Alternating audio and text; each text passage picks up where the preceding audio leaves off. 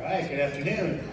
So I feel like I've got maybe the wrong time slot. Hopefully people move back across. I'm also feeling a little bit out of place because I think the title of the session had something to do with Venomics. And my talk has nothing to do with Venomics. So this is a talk about Venomous carolinianus, who were introduced to this species this morning. This is another work that I've worked on with some of my undergraduate students at Southern Adventist University. So just to get some context, I guess the first context is just the species itself. It's a relatively understudied species. It's not really medically significant. It is just common in the backyard of Southern Adventist University, so we can go out and get it. So there's not a lot that's been done with it. But we do know that scorpions generally have pretty complex behavior when it comes to defense. We know this generally for species from a wide range of taxa. Species will contextualize their defensive behavior, so they might be less vigilant if they're with a larger group of conspecifics.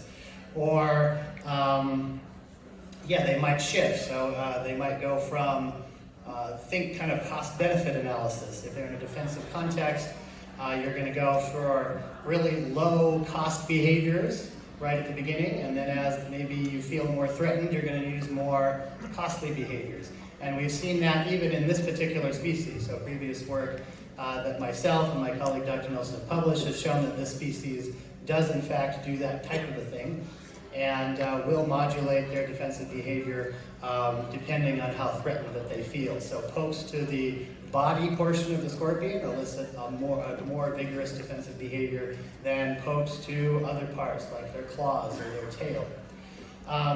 And so in this case, we were asking a kind of, I think it was an interesting question.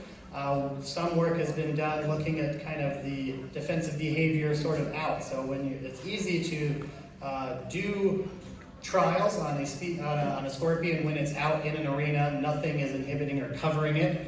But we asked the question, is it going to change its repertoire of defensive behaviors if it's underneath a refuge? And so in this case, not much is known about what eats this species. There is a 1973 dissertation from the University of Alabama that gives kind of as much as we know about what preys on the species. And even then, it's spotty references to maybe an observation of a toad that ate one, or there is brief reference to potential cannibalism in the species. But we have, going out to find them, looking under rocks, have found dead ones, just kind of debris, just bits of exoskeleton and things, suggesting that something might be eating them. And so the question is, are they going to behave differently in a defensive context if they're up underneath a refuge?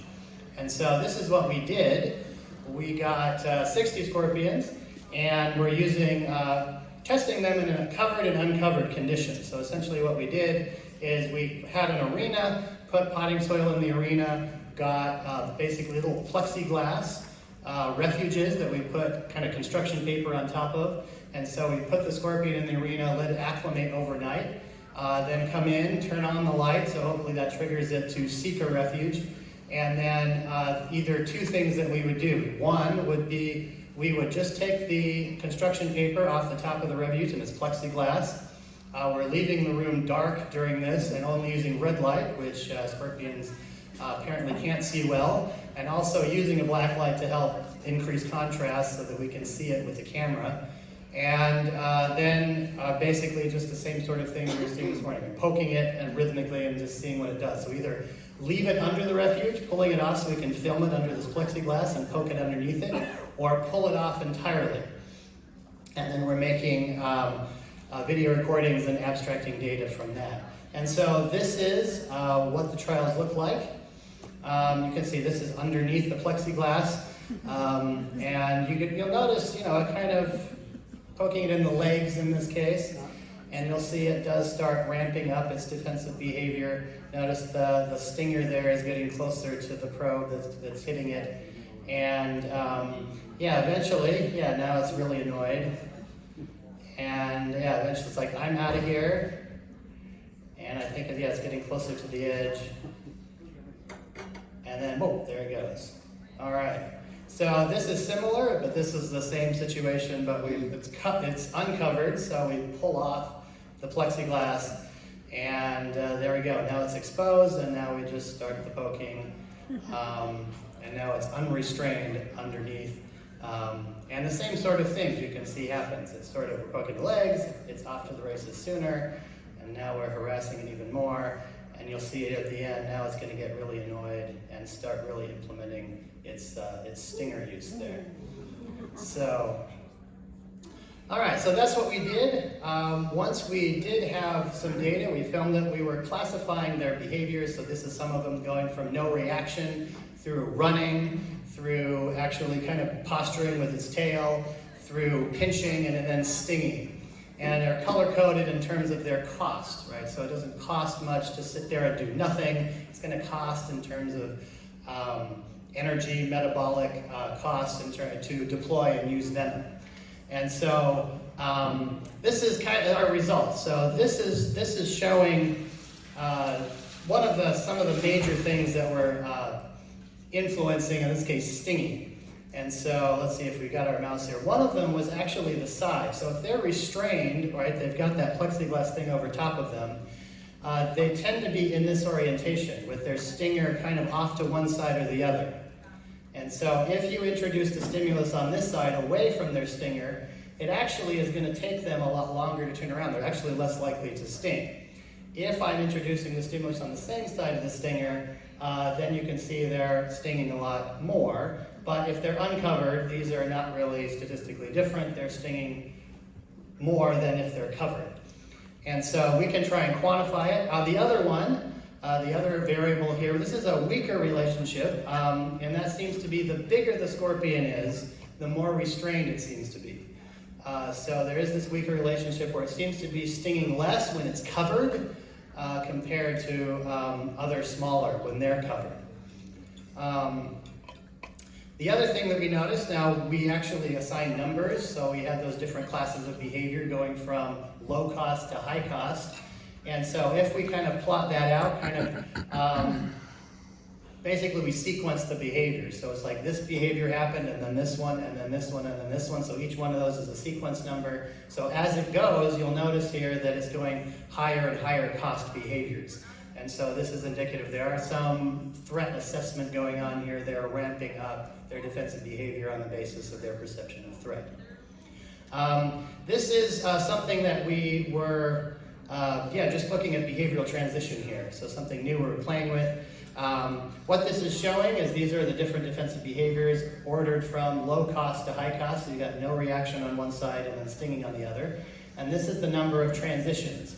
And you'll notice something here. Their most common transitions here, moving from one behavior to another, have to do with one here, which is just no reaction. They're often transferring to just no reaction. They like to just sit and wait and see what happens, and you really have to poke them to get them going. Then the other one, though, is actually stinging. So you'll see stinging here on this side. So those seem to be, and then there's a variety in the middle. Some of these, so for instance, posturing seems to often precede running, so there is some indication of some pattern of behavior that goes on here. And you can see, though, that regardless of whether they're covered or uncovered, there are some broad similarities here, although there's a few differences as well. We did utilize what we call some network analysis, so network analysis here to look at some of this, basically modeling these transitions in terms of each behavior as a node and how often does it transfer to the next one. And these are some just general metrics here. So one is connectance, so this has to do with how many nodes are connected to how many other nodes within that network.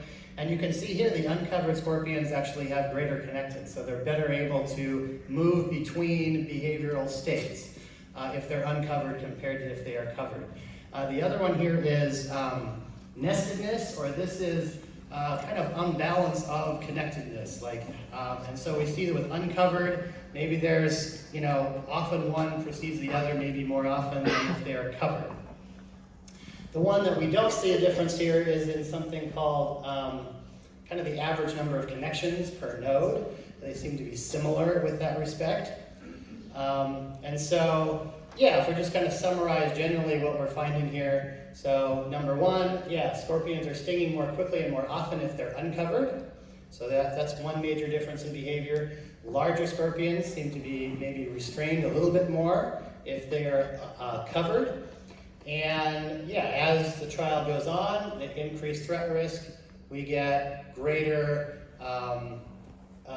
more costly behaviors are employed. And then we have this network stuff, so uncovered scorpions have more behavioral transitions than covered scorpions. They just do more stuff. That's one thing that comes out. If you look at those numbers, there's just more behaviors happening if they're uncovered than when they are covered. And so kind of all this leads to the basic question is, what is causing this? All right, so you can maybe think of two hypotheses. Number one is that they do in fact have a different sort of behavioral algorithm that they're using when they are covered, and so that's accounting for these behavioral differences.